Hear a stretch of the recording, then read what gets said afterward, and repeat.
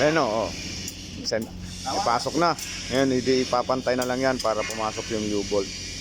Higpitan na lang yan. Bigat ka lang?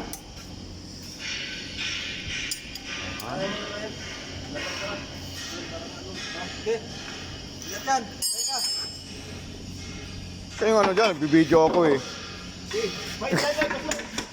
O, ayan na. Binaba na ng supervisor namin. Tsaka ng ano. Ayan. Mr. Roberts. Tapos, lalagay na dun sa... Oh, ha? Papantay na nila yan.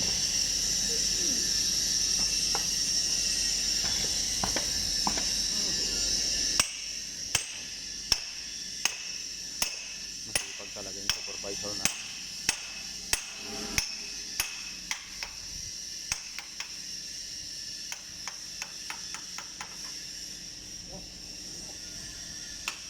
Kita yung center ball. Tapos pwede na. Sabit na.